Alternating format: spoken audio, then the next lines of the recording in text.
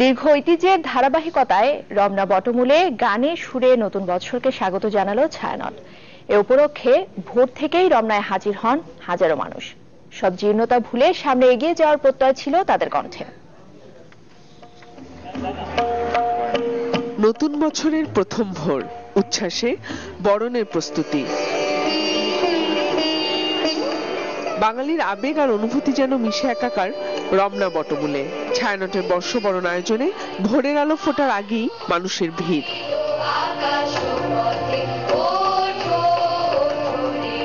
এরপর শুরু বরণের মূল আয়োজন।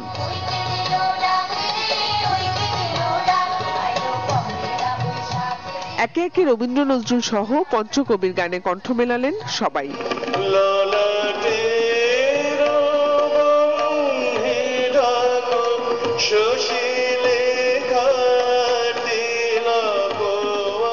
প্রায় 4.5 দশক ধরে সবার মাঝে বাঙালি সংস্কৃতি ছড়িয়ে দিতে এমন আয়োজন করে আসছে ছায়ানট, যার মূল প্রেরণা সবার মাঝে সৌহার্দ্য সম্প্রীতির বাংলাদেশ নির্মাণ।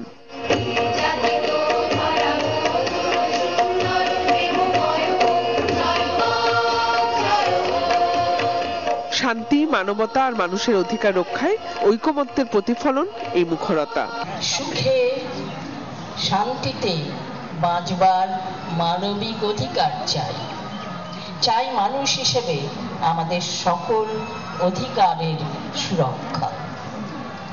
মানুষের শান্তিপূর্ণ জীবনযাত্রার বিরুদ্ধে যা কিছু তা বস্তুত আবর্জক।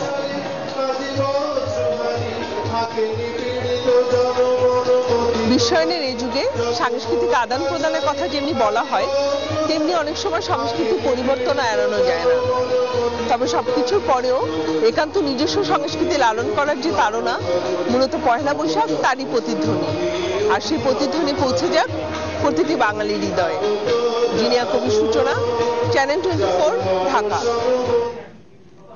পয়লা বৈশাখের অন্যতম আকর্ষণ মঙ্গল শোভাযাত্রা বের হয় ঢাকা বিশ্ববিদ্যালয়ের চারুকলা ইনস্টিটিউট থেকে।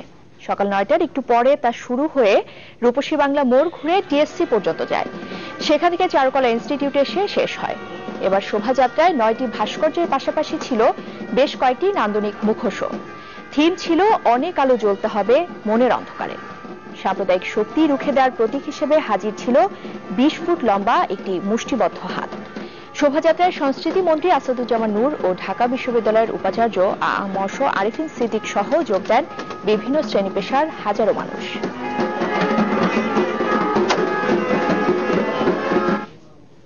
দর্শক, ঢাকা বিশ্ববিদ্যালয়ের চারুকলা ইনস্টিটিউটের সামনে থেকে এই মুহূর্তে সরাসরি যোগ দিচ্ছেন আমাদের সহকর্মী নাহিদ হোসেন। নাহিদ, সকালে তো মঙ্গল শোভাযাত্রা বের হয়েছিল, আসলে কালকে থেকে দেখা যাচ্ছে যে কালকে থেকে প্রস্তুতি ছিল চারুকলায় নববর্ষ বরণের। তো এই মুহূর্তে কি অবস্থা দেখছেন চারুকলার এবং টিএসসি মুখী মানুষের যাত্রা কেমন দেখছেন? ইশরাত, এটি আসলে যত বেশি ভাষায় বর্ণনা করা যাবে তার চেয়ে অনেক বেশি বোধগম্য হবে ছবিটি দেখালে। মানুষের যাত্রা শুধুমাত্র আসলে মানুষের ঢল, টিএসসি মুখী কিংবা শাহবাগ মুখী দুই দিকেই কিন্তু মানুষের ঢল, লাল সাদার ঢলও বলা যেতে পারে। এটি আমরা ভোর থেকেই দেখতে পাচ্ছি। নানা বয়সী মানুষ, তারা পরিবার পরিজন বন্ধু বান্ধব নিয়ে এই নববর্ষকে বরণ করে নিতে এসেছেন এবং চারুকলার সামনে বলাই বাহুল্য একটি বিশেষ আয়োজন যে মঙ্গল শোভাযাত্রা, সেটির কারণে কিন্তু চারুকলা ইনস্টিটিউটের সামনে সেই ভোর থেকেই ভিড় হয়েছিল। শোভাযাত্রা সম্পর্কে একটু সংক্ষেপে যদি বলতে চাই, শোভাযাত্রাটি শুরু হয়েছে 9টার কিছু পরে এবং সেটি প্রায় আধ ঘন্টা অতিক্রম করে সেটি আবার চারুকলা ইনস্টিটিউটের সামনে এসে শেষ হয়েছে। কিন্তু মানুষের ঢল কিন্তু একদমই থামেনি এবং এই ঢল আসলে থামারও নয়। আজকে দিনভরই হয়তো এই মানুষের ঢল থাকবে। আর এই পয়লা বৈশাখ নববর্ষকে কেন্দ্র করে শাহবাগ, রমনা, টিএসসি এই পুরো এলাকাটা কিন্তু উৎসবের এলাকায় পরিণত হয়েছে। মানুষ একদম পিপিলিকার মতো আসছেন, সবাই আনন্দ করছেন, ছবি তুলছেন। এই দিনটির জন্য অপেক্ষা করেন বাঙালিরা, এই দিনটি বরণ করে নিতে এবং সর্বোচ্চ উচ্ছ্বাস এবং উদ্দীপনার মধ্যে দিয়ে উদযাপন করতে।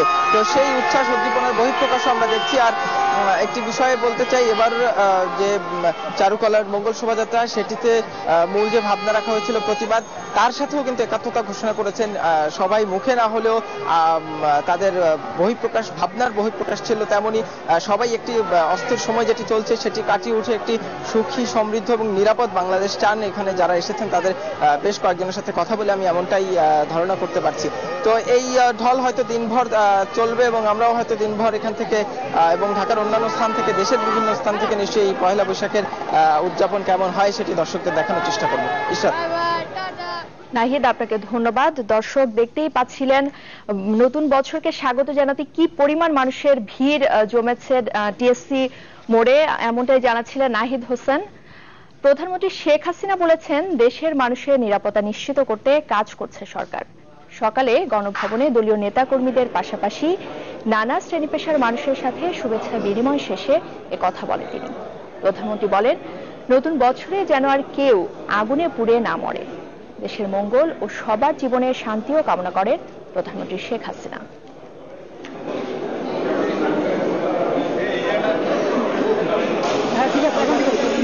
আন্দোলনের নামে মানুষকে এইভাবে জীবন্ত দগ্ধ করা, আমি আশা করি এই ধরনের ঘটনা আর পুনরাবৃত্তি বাংলাদেশে ঘটবে না। এই নতুন বছর বাংলাদেশের মানুষের জীবনের সুখ শান্তি নিয়ে আসুক, বাংলাদেশের মানুষের জীবনকে আরো উন্নত করুক, সেই কামনা আমি করি এবং আজকে দিনে সবাইকে আমি আমার আন্তরিক শুভেচ্ছা জানাই। শুধু ঢাকা নয়, সারা দেশেই বৈশাখী গান, নাচ আর আবৃত্তি সহ নানা আয়োজনে পালিত হচ্ছে দিনটি। সকালে খুলনা নগরীর সার্কিট হাউস এলাকায় বর্ষবরণ অনুষ্ঠানের আয়োজন করে উদীচী শিল্পী গোষ্ঠী। এছাড়া মঙ্গল শোভাযাত্রা বের করে খুলনা বিশ্ববিদ্যালয় চারুকলা ইনস্টিটিউট। রাজশাহীতে জেলা প্রশাসনের উদ্যোগে নগরীর কলেজিয়েট স্কুল থেকে বের হয় শোভাযাত্রা, নামে হাজারো মানুষের ঢল। পয়লা বৈশাখ উপলক্ষে মেহেরপুরে মঙ্গল শোভাযাত্রা বের করেছে জেলা প্রশাসন। এছাড়া বরিশাল, রংপুর ও ব্রাহ্মণবাড়িয়া সহ দেশের বিভিন্ন জেলায় নানা রঙে ও ঢঙে উদযাপিত হচ্ছে বাংলা বছরের প্রথম দিনটি।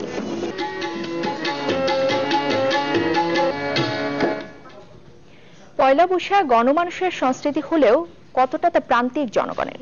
বাঙালির এই প্রাণের উৎসব নগরে বন্দরে বর্ণিল হলেও এর ছিটে ফোটা নেই প্রত্যন্ত অঞ্চলে। আর উৎসবের অনেক অনুষঙ্গের সাথেই মিল খুঁজে পাওয়া ভার আবহমান বাংলার। সংশ্লিষ্টরা বলছেন, অর্থনৈতিক বৈষম্য দূর না হলে শহর গ্রামের এই বিভেদ মিটবে না। একই সাথে শহরের মানুষকে পরিচিতি করাতে হবে বাঙালির ঐতিহ্যের সাথে।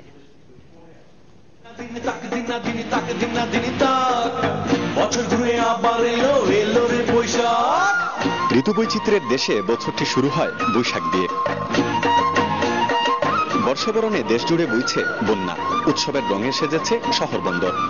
পল্লী সৌন্দর্য, এইগুলাই আমরা তুলে ধরি পয়লা বৈশাখের মাধ্যমে। এটা একটা উৎসব, একটা উৎসবের জন্য কতদিন ধরে একটা প্রিপারেশন, আসলে এই জিনিসটাই ভালো লাগে। কিন্তু যার নুন আনতে পান্তা ফুরোয় কিংবা প্রান্তিক কৃষকের ঘরে কতটুকুই বা ছোঁয়া লেগেছে এই উচ্ছ্বাসের? সিলেট সদরের ঝোলগ্রামের আব্দুর রশিদের কথাই ধরা যাক। জীবনের ৬১টি বৈশাখ পেরিয়ে এসেছেন, তবে এখনো বেঁচে থাকার উপায় উপকরণ জোগাতেই তার কেটে যায় উদয়াস্ত। উৎসব নিয়ে ভাবার সময় কোথায় তার? ক্ষেত তো হরণ তো আপনার কষ্ট করি, বন্ধ তো ইলা দান না। শুধুই কি আব্দুর রশিদ? যাদের রক্তে ঘামে এগিয়ে যাচ্ছে দেশ, এগুচ্ছে দেশের অর্থনীতি, তাদের সবার অবস্থা একই। আমরা বৈশাখ না তো আমরা পারি না, তো আমরা তো কামেও ব্যস্ত, চাকরি করে তারা রান্না খাবার, আমরা তো কাম করিয়া তারা হুতেন খাওয়াইতাম। নগর চিন্তাবিদরা বলছেন, অর্থনৈতিক বৈষম্যের কারণেই উৎসবের রং নগর আর গ্রামে দুরকম। এছাড়া শহর আয়োজন আবহমান বাংলাকে কতটুকুই বা ধারণ করে। নিঃসন্দেহে আমরা যে লক্ষ্য এবং উদ্দেশ্য নিয়ে নতুন বছরকে বরণ করি, সেই ধারণাটা গোটা বছর আমরা কিন্তু রাখতে পারি না। পয়লা বৈশাখ শুধু খণ্ডিত কোনো বিষয় না, এটা নানা ধর্মের, নানা বর্ণের, নানা গোত্রের এবং নানা জনজাতি প্রবাহেরই একটা সম্মিলন। সব ভেদাভেদে ভুলে প্রিয় বাংলাকে এগিয়ে নিতে সর্বজনের চেষ্টায় পরিপূর্ণ হয়ে উঠবে আমাদের আপন সংস্কৃতি। পহেলা বৈশাখে এমনটাই প্রত্যাশা সকলের। গুলজার আহমেদ, চ্যানেল 24, সিলেট। পয়লা বৈশাখ একসময় গ্রামমুখী আয়োজন হলেও এখন তা অনেকটাই শহর কেন্দ্রিক। অর্থনীতিতেও যা যোগ করেছে নতুন মাত্রা। বৈশাখ কেন্দ্রিক অর্থনীতি এখন 6,500 কোটি টাকারও বেশি। এতে দেশীয় ফ্যাশন হাউসের অবদানই 1,500 কোটি টাকার কাছাকাছি। বিশ্লেষকরা বলছেন, দেশের মানুষের ক্রয় ক্ষমতা বাড়ার কারণেই মূলত বৈশাখী অর্থনীতি গতি পেয়েছে। জানাতুন নাইমের রিপোর্ট।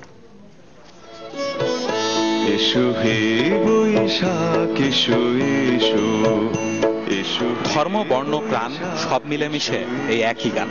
বাঙালির এমন সার্বজনীন উৎসব যে নেই আর একটিও।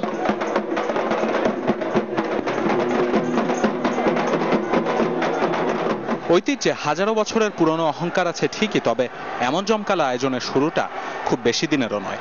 এরপর থেকেই প্রতি বছর যোগ হয়েছে নতুন মাত্রা, বেড়েছে ব্যাপ্তি।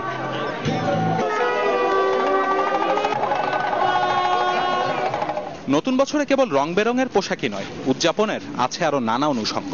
মুসলিম অধ্যুষিত এই বাংলায় এখন 2 ঈদের পরে বৈশাখেই ব্যবসা হয় সবচেয়ে বেশি। দেশীয় ফ্যাশন হাউসগুলোই বিক্রি করে 1,500 কোটি টাকার কাছাকাছি। রমজান ঈদটাই সবচেয়ে বড় উৎসব এখনো। আর তারপরে সেটা হলো যে পহেলা বৈশাখ। মানে আমরা যদি আমাদের পোশাকের ডিজাইন এবং প্রোডাকশন এবং বিক্রির কথা বলি, আমাদের দেশের অর্থনৈতিক অবস্থা এখন যে অবস্থায়, সেখানে হয়তো সবাই একটা নতুন পোশাক বছরের প্রথম দিন কিনতে পারে না, কিন্তু এটা কিন্তু সামনের দিনগুলিতে আরো বাড়বে। অবশ্য বৈশাখ ঘিরে পুরো দেশের অর্থনীতিতে ঠিক কি পরিমাণ পরিবর্তন আসে তার সঠিক হিসাব নেই, তবে আনুমানিক তা প্রায় 6,500 কোটি টাকা। ধারণা করা যায় একটু একটু করে মানুষের রুচিবোধের পরিবর্তন বৈশাখী অর্থনীতিকে দিয়েছে নতুন মাত্রা, যাতে বিশ্বায়নের প্রভাব কিছুটা হলেও আছে। তবে সবচেয়ে বড় যুক্তি, বেশ দ্রুতগতিতেই পাল্টাচ্ছে মানুষের জীবনমান। যদিও আয়োজনের বিশালতা এক সময়ের গ্রামমুখী এই উৎসব এখন শহর কেন্দ্রিকে বেশি। গ্রামের উৎপাদক থেকে শুরু করে ইলিশ মাছের যারা ব্যবসা করে তাদের থেকে শুরু করে সবাই কিন্তু এর সঙ্গে জড়িত হয়ে পড়ছে। তো এটা আমাদের অর্থনীতির জন্য ভালো। বিদেশে যেটা দেখি যে ক্রিসমাসকে কেন্দ্র করে একটা ব্যাপক অর্থনীতি গড়ে উঠেছে, তো সেই আকার এখনো ধারণ করেনি বৈশাখী সেলিব্রেশনসগুলো, কিন্তু ট্রেন্ডটা ওদিকেই। বিশ্লেষকরা বলছেন, সেদিন হয়তো খুব দূরে নয় যেদিন নববর্ষই হয়ে উঠবে উৎসব কেন্দ্রিক অর্থনীতির সবচেয়ে বড় উপলক্ষ। জানাতুন নাইম, চ্যানেল 24, ঢাকা।